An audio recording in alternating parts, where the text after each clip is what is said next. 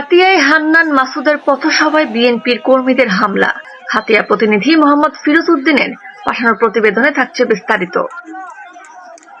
নোয়াখালীর হাতিয়ায় জাতীয় নাগরিক পার্টি এনসিপি সিনিয়র যুগ্ম মুখ্য সমন্বয়ক আব্দুল হান্নান মাসুদের পথসভায় হামলা চালিয়েছে বিএনপির কর্মীরা। এ সময় দুই দলের নেতাকর্মীরা মুখোমুখি হবার চেষ্টা করলে আব্দুল হান্নান মাসুদ সংক্ষিপ্তভাবে বক্তব্য প্রদান করেন। তিনি তার নেতাকর্মীদের কারো উস্কানিতে পা না দেওয়ার জন্য বলেন। এছাড়া তিনি বলেন, হাতিয়ার মাটি থেকে আব্দুল হান্নান মাসুদ স্বৈরাচার মোহাম্মদ আলীকে তাড়িয়েছে। কেউ স্বৈরাচারের মতো আচরণ করলে কাউকে ছাড় নয়। বিএনপির কর্মীদের হামলায় হান্নান মাসুদের গাড়ি ভাঙচুর ও এনসিপির সিনিয়র যুগ্ম মুখ্য সমন্বয়ক হান্নান মাসুদ সহ প্রায় 50 নেতাকর্মী আহত হয়েছেন। হামলার প্রতিবাদে ঘটনাস্থলে অবস্থান কর্মসূচি পালন করছে হান্নান মাসুদ ও তার সমর্থকরা।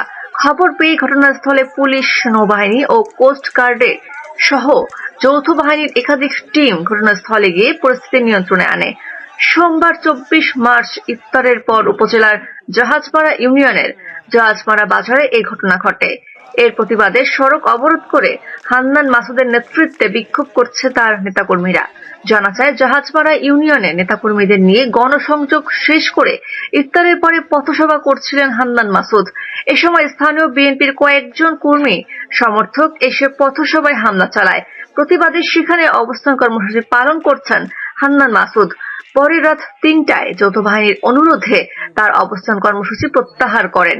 হাতিয়া থানার ভারপ্রাপ্ত কর্মকর্তা ওসি AKM আজমল হুদা বিষয়টি নিশ্চিত করে বলেন, ঘটনার সাথে যারা জড়িত তাদের বিরুদ্ধে আইনগত প্রক্রিয়া চলমান রয়েছে। জামা মসজিদে ইফতার পরবর্তী সময়ে জুলাই আরকাব প্রদর্শন করে সেখানে যখন বক্তব্য দিচ্ছিলাম, তখন বিএনপির নেতাদের নেতৃত্বে এখানে একটা বিষয় খুবই পরিষ্কার। বিএনপি বারবার বাংলাদেশের মধ্যে দেখায় যে তারা ওরে বহিষ্কার করছে, তারে বহিষ্কার করছে, কিন্তু দেখা যায় যে পদধারী নেতারা যারা যেমন হচ্ছে এখানকার সাবেক এখানকার বিএনপি সভাপতি, সেক্রেটারি, উপজেলা সাংগঠনিক সম্পাদক সহ অনেকের নেতৃত্বেই মূলত হচ্ছে এখানে হামলাটা হয়েছে। তাদের সাথে বহিষ্কৃত নেতারাও ছিল। তারা মানে হচ্ছে সবাই একা, তারা চাঁদাবাজি করার কারণে বহিষ্কৃত হয়, কিন্তু হচ্ছে মেইন নেতারা তাদেরকে শেল্টার দিয়ে আমাদের উপর হামলা করে। আজকে এখানে আমি যখন হচ্ছে বক্তব্য দিচ্ছিলাম, তখন তারা একটি মিছিল নিয়ে আসে আমার সমাবেশের ভিতরে ঢুকে যায়।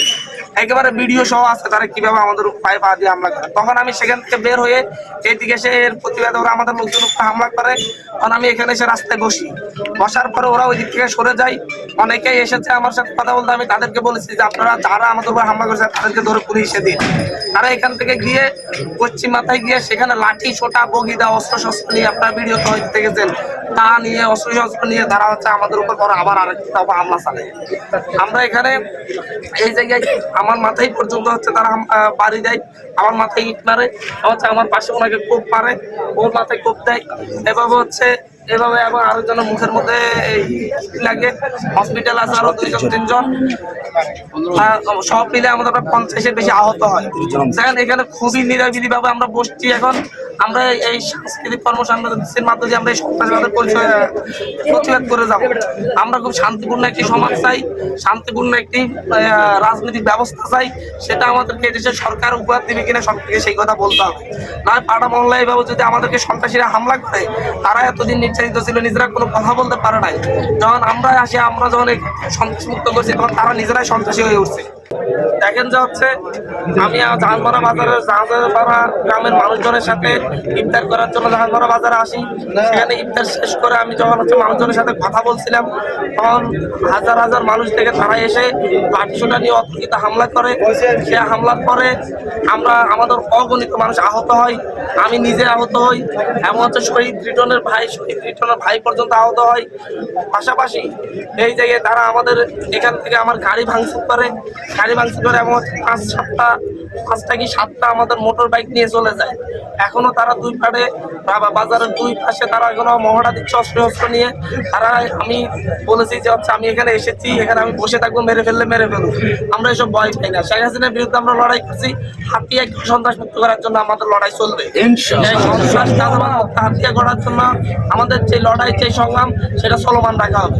সুতরাং মানুষ যে ভালোবাসা দেখাচ্ছে, হাতিয়ার যে ভালো মানুষগুলো আমাদের কাছে আসতেছে, আমরা বলবো আপনারা সবাই আসেন। আসেন, আমরা একসাথে বসি, একসাথে প্রতিবাদ করি, আর না হয় আমরা আবার জিম্মি হয়ে যাব।